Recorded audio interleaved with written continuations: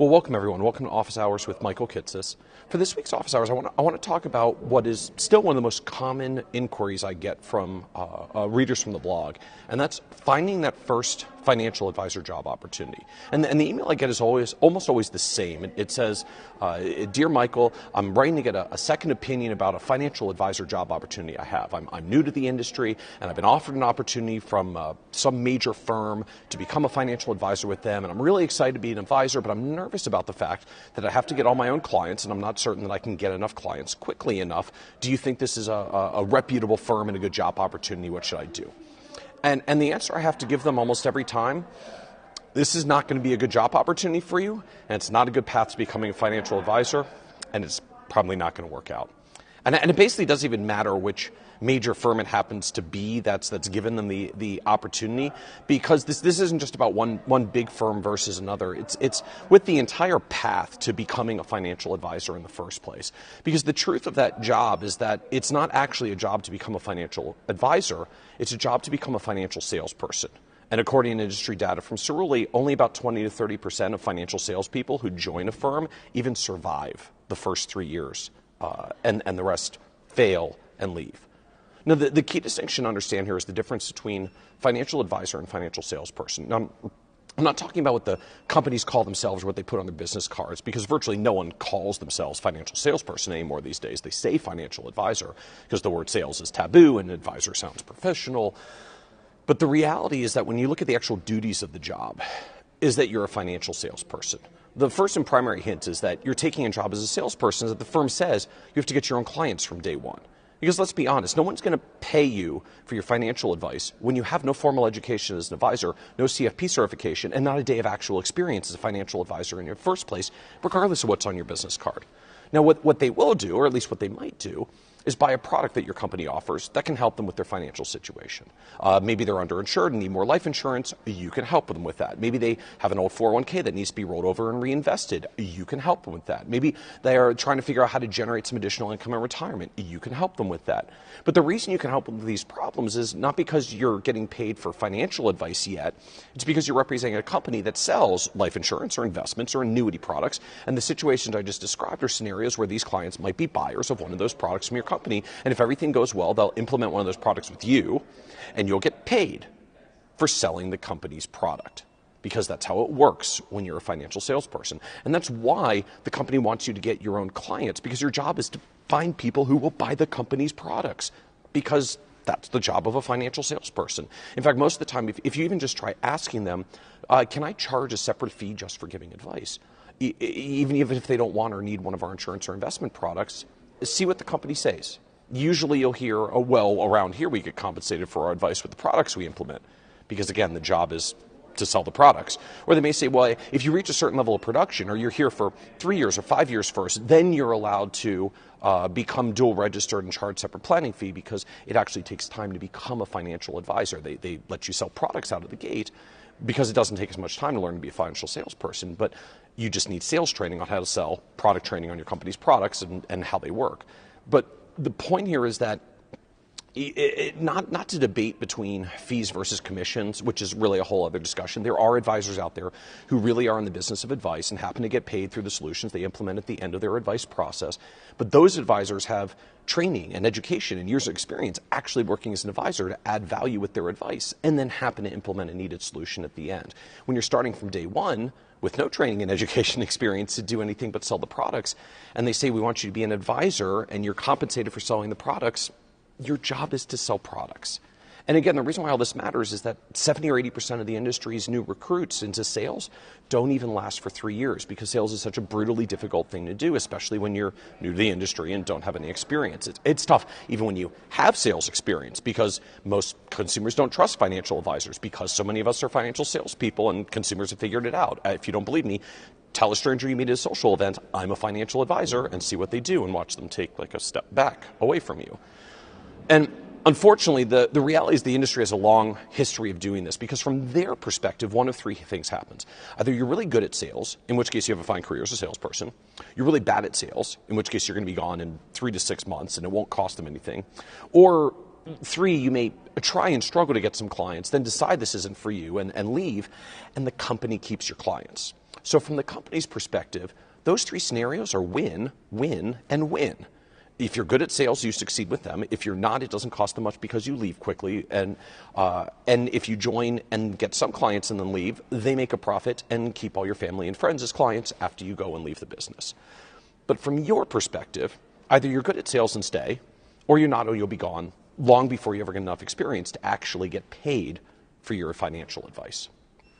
So what's the alternative for someone that's looking to build a career as a financial advisor but doesn't want to risk getting burned out on a sales job, or just knows deep down they're not going to be good at sales in the first place? Simply put, the answer is to find a non-sales job in the industry first. Ideally, this, I think, would be finding a job as a paraplanner, an associate advisor, an existing advisory firm, where your job is to support other existing advisors with their other existing clients. Because firms that are actually in the business of giving advice and not just doing product sales need advisors to help give advice to the existing clients. Because the firms that are focused on product sales don't. They just need to find the next new client to do the next transaction because that's how the model works. But advice-centric firms generally have ongoing clients that need ongoing advice and service and therefore need ongoing support advisors to facilitate it. In fact, one of the fundamental reasons we launched our new planner recruiting business years ago was to help new advisors coming in the industry find those, we'll call them like real financial planning job opportunities. The caveat, though, is that firms hiring paraplanners and associate planners these days often want their candidates to have CFP certification, or at least to pass the CFP exam. And if you're just coming to the industry for the first time, you may not have that yet. You may not have even started yet, which means paraplanner or associate planner jobs may not be feasible for you out of the gate. And it means the next alternative is just find any other job you can and get your foot in the door. I see a lot of advisors that focus so much on finding like the one true perfect job for their career path out of the gate. You don't have to find the perfect job out of the gate. You have to find a job out of the gate. You can morph your way to the perfect job later at some point down the road. Just work towards what gets you to the initial job you need to get started with your career and morph from there. Now, what those jobs look like varies by the firm. It could be working in an operations or administrative capacity in the firm. Maybe it's a job as a client service administrator that'll handle paperwork and work alongside another advisor. I spent almost 2 years of my early career working in support roles for other established financial advisors, helping to complete annuity and insurance applications, open investment accounts, and track the status of ACAT transfers, and make sure client portfolios are traded and invested, and all the things that have to get done in a firm doing ongoing work for clients. Now, eventually I moved on from that role and advanced my career, but it was incredibly valuable experience because it's actually quite helpful when you're working with clients to understand how all that stuff works. And it got my foot in the door with a couple of years experience to then move to a better job with more opportunity, especially because while I was doing those initial operational administrative jobs, I got my CFP certification, which let me take on more and more financial planning tasks over the years and built my career and helped me to move forward. But the key is to understand the real entry-level job as a financial advisor is not to go get clients and start selling products from day one. It's to get experience working in an advisory firm from day one, or if you have to, just any financial services industry job. And you can move laterally from there over time, because the truth is virtually any experience in the industry is helpful to learn your way, understand the companies, understand the dynamics of the industry, and what the opportunities are. Ideally, it's working with a firm where you can pay your dues, as they say, and get some real relevant experience, and then move up the ladder as a financial advisor. And the good news, at least, is these jobs are generally salary jobs. You don't have to go get clients. You don't have to sell products. You just have to be good at helping the firm service its clients and start getting experience and learning and developing the skills to move forward. Now, I know it's difficult for some people getting started, especially if you're a career changer and accustomed to a certain potentially higher standard of living, that the reality for career changers or starting a new career is you may have to take an entry-level job for a period of time, get the experience you need, and then move up. The good news is experienced advisors often make $100,000 or $200,000 a year. The most successful make far more than that. But you have to start somewhere, which may mean taking one step back to take 2 steps forward in your career, or taking one small entry-level step to try to climb bigger steps later. But the key point here is to understand that, unfortunately, the financial advisor job offer from a lot of big firms is usually not a good way to start a career as a financial advisor, because it's not a financial advisor job. It's a financial salesperson job.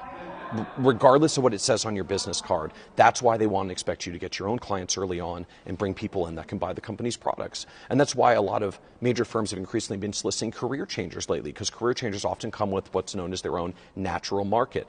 Existing friends and family with whom they could do business from day one, often from their former career or industry, But again, it means, hate to break the news to you, you're not getting hired for your potential as a financial advisor. You're getting hired because you're coming to the table with good prospects for the company's products, which again, either you'll sell your friends and family and succeed and make money and the company makes money, or you sell a few of your friends and family and not succeed, and then you'll move on and the company keeps your friends and family as clients. That's their marketing strategy. And the challenge for some advisors, even if you succeed, if you decide in the future that you don't want to stay at that company, you often can't take your clients with you without a fight. The firm may not be in the broker protocol. They may have strict rules against leaving. They may require you to repay prior commission draws that you received if you haven't sold enough products before you leave. It's one thing for an experienced advisor to jump in eyes wide open into a company where it's hard to leave because they make the conscious decision. The company has good resources and will be a good partner, and it's a good trade-off for them. But it's another when you simply get recruited there to start your career and then discover you're pretty good at sales and then realize you can't make a change later without starting over again anyways. But the bottom line is simply this. Notwithstanding what companies put on their business cards, there's a difference between financial advisor jobs and jobs as a financial salesperson. And unfortunately, the reality is that the companies that are in the business of manufacturing and distributing products they create are generally in the business of selling those products and hiring salespeople to do it. So make sure you understand what kind of job you're getting yourself into. And if you really want to get started in the financial advisor career track, as I would view it, your preferred list of job pathways in, number one is an associate or paraplanner. Number two is operations, client service, some kind of administrative job in a firm. Number three is any other salary job in the financial services industry.